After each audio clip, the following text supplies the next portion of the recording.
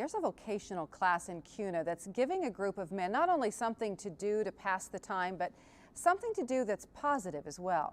They're learning Braille and then translating books for the blind here in Idaho, but also across the country.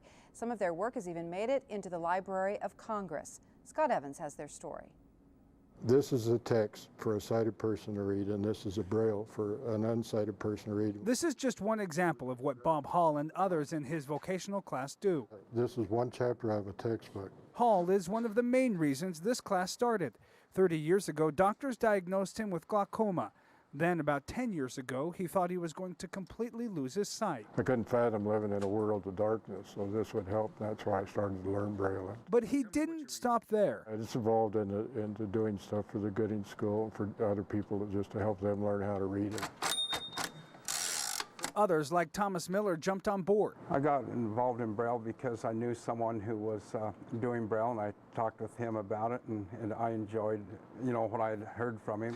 But there's something we haven't told you about these men and where they do their work. Cue! Hold them up again, guys. Hold your hands up high. When you developed this program, where were you? I was here in prison. Hall is 13 years into a 35-year sentence at the Idaho Correctional Center. In 1999, he lit his girlfriend's house on fire. And maybe we can do something productive while we're here. Miller is a convicted sex offender. It makes me good to give back to the community and do something positive that actually helps somebody. He and others are helping people, not only here in Idaho, but across the country. The Library of Congress has even used some of their work. They even translate sheet music. One piece in particular handles Messiah. If you live in an environment like this, there's good in everybody. Just sometimes you have to dig awful deep to find it. For about 12 hours a day, over 20 inmates incarcerated, some of them for life, proofread and create words on a page, all with the hope that their work will make a difference. The time goes by fast. It doesn't make you feel any better about why you're here, but it makes you feel better about yourself. And if you feel better about yourself when you do walk out of these gates, then you can maybe be successful and not come back.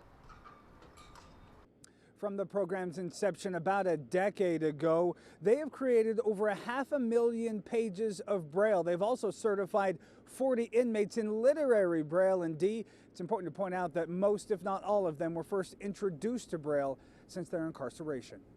Fascinating story, Scott. Thank you for that. We've also learned in doing research for this story that across the country there are about 40 prison programs just like this one. But this is the only program in the country that provides standardized tests for the blind. For example, last 5 years, they are the people who have created the Idaho Standard Achievement Test, or ISAT, for blind students.